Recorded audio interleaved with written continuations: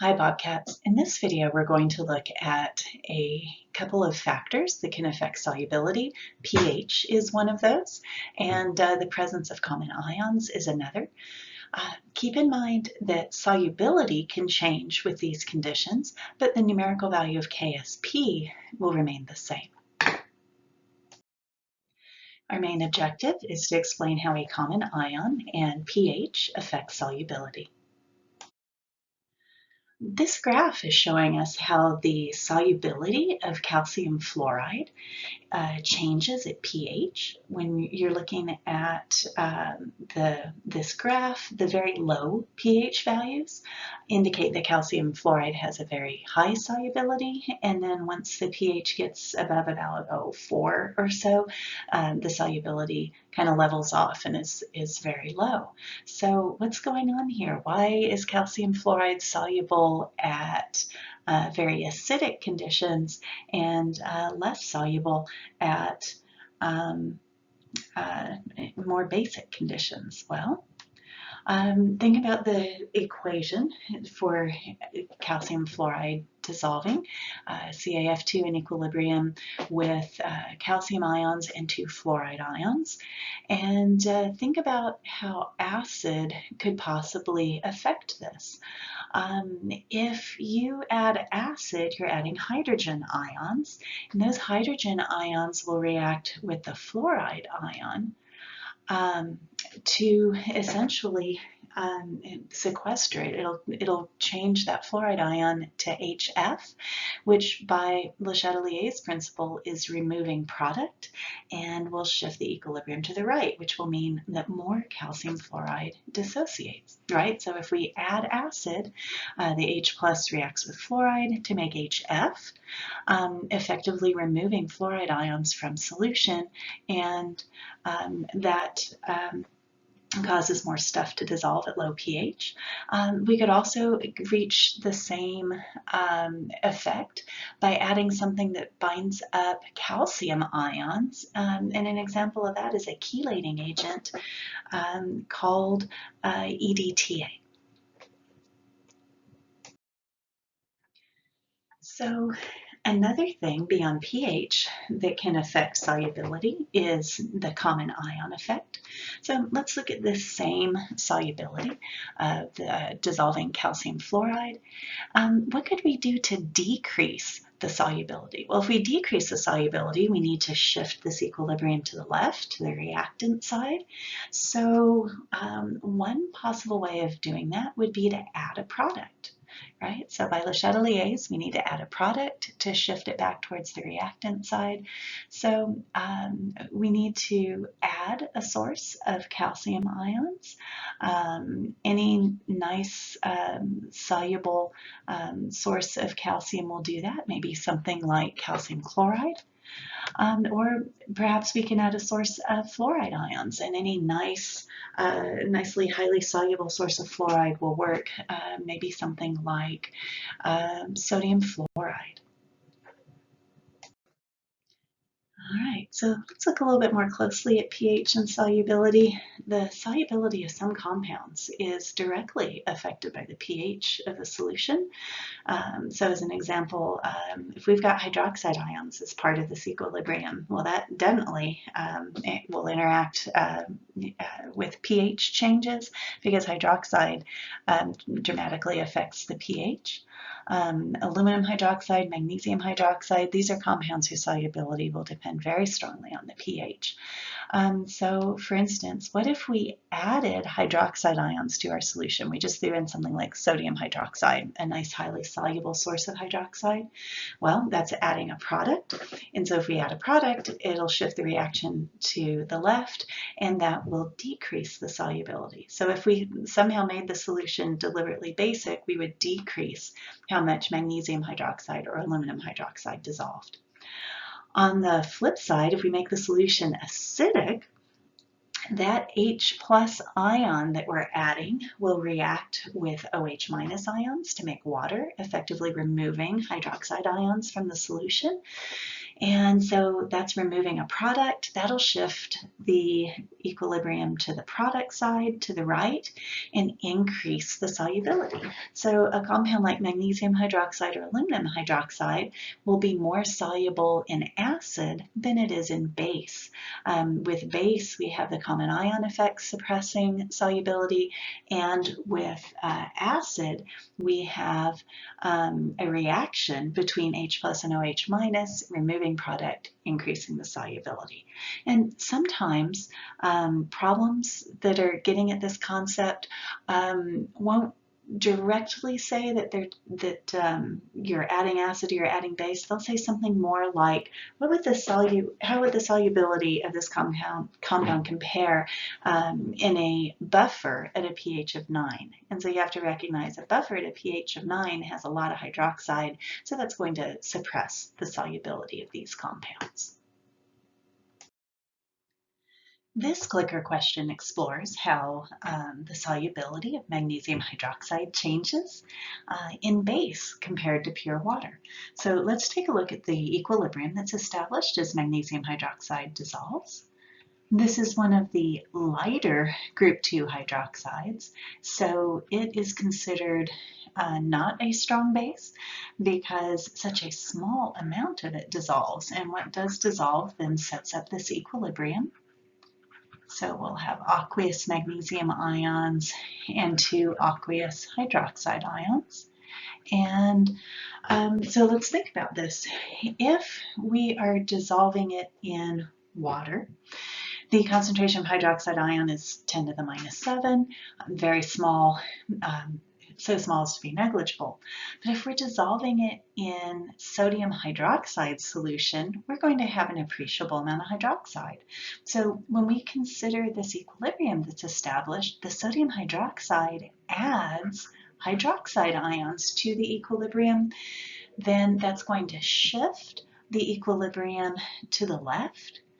And so by shifting it to the left, that reduces the solubility of magnesium hydroxide. Oops, running out of room here. Reduces solubility. So the solubility of magnesium hydroxide will be lower in a solution of sodium hydroxide than it is in pure water. In the previous slide, we made an argument using Le Chatelier's principle about how a hydroxide compound would have reduced solubility in a solution of sodium hydroxide. Well, let's take a look at a very similar calculation now, where we're going to put actual numbers to that. This time, the relatively insoluble hydroxide compound is cerium hydroxide. And we're going to calculate on this slide what its molar solubility is in pure water. And on the next slide, we'll see what its molar solubility is in a solution that already has hydroxide ions present.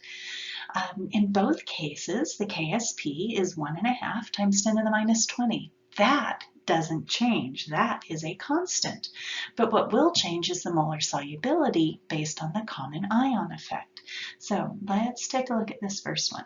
We have cerium hydroxide, solid, in equilibrium with cerium ions and hydroxide ions.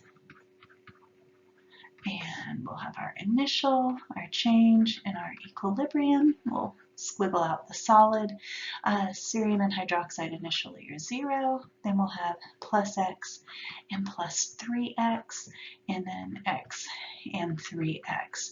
So for our equilibrium constant expression, we will have KSP is equal to cerium times hydroxide cubed. And so the KSP is 1.5 times 10 to the negative 20, which will be equal to x times 3x quantity cubed. Well, if we cube the 3x, we get 27x cubed, and that's still multiplied by another x, so that'll be 27x to the fourth. I'm running out of room, so I'm going to solve this orally rather than writing every step down. To work on getting x by itself, the first thing I'm going to do is divide both sides of the equation by 27. So I'll take 1.5 EE negative 20 and divide that by 27, and that'll give me x to the fourth. So now I need to take the fourth root of both sides. That's the same thing as taking the square root twice. So I'll hit the square root key twice and move that back over to scientific notation on my display, and I get x is 4.8 times 10 to the minus 6. So this is telling us how much cerium hydroxide dissolves in pure water, and it's 4.8 times 10 to the negative 6 molar. So now this next slide continues the problem that we just were looking at. We discovered that in water, the molar solubility of cerium hydroxide was 4.8 times 10 to the negative 6 molar. And now on this slide, we're going to see what the solubility is in a solution that's 0.1 molar in sodium hydroxide. So when we set up our initial equilibrium reaction, which is going to give us cerium ions and 3 hydroxide ions, we'll have our initial, our change in our equilibrium, and again we squiggle out the solid. Initially we don't have any cerium, but initially we have 0.1 molar because on the hydroxide, because that's coming not from cerium hydroxide, but from the sodium hydroxide solution that we're trying to dissolve the cerium hydroxide in. In order to reach equilibrium, some of that cerium hydroxide has to dissolve, so we will gain x in cerium and plus 3x in hydroxide, and that'll be x and 0.1 plus 3x for hydroxide. Now our KSP expression will be cerium multiplied by hydroxide cubed, and so 1.5 times 10 to the negative 20 will be equal to x times 0.1 plus 3x cubed. Uh-oh, this is looking like some really ugly math, because we're going to have to take 0.1 plus 3x and cube it. But wait, there's more. Let's make our assumption. Let's assume that x is much smaller than 0.1, which means 0.1 plus 3x is basically the same as 0.1. So this expression simplifies a little bit, and we will have x times 0.1 cubed. Okay, so to get x by itself, we'll divide both sides by 0.1 cubed. And the 0.1 cubed goes away, and so we will have a value for x of, let's see, 1.5 EE20 negative divided by 0.1 y to the x3, or a value of 1.5 times 10 to the negative 17 molar. Wow, the molar solubility in 0.1 molar hydroxide is 1.5 times 10 to the minus 17 molar. I'm going to write that up here at the top. So in 0.1 molar NaOH, that solubility drops all the way down to 1.5 times 10 to the negative 17 molar, whereas it was 4.8 times 10 to the negative 6 molar in pure water. So those are some pretty clear numbers that the solubility of cerium hydroxide is much, much bigger. That's 10 to the 11th bigger in pure water than it is in base. In this problem, we're looking for the common ion effect. It'll probably have something to do with chloride. The first one is going to be 0.01 in chloride. The second one will be 0.02 in chloride. And that third one will be 0.15 in chloride. So it will be the least soluble in the one that already has the most chloride ion present.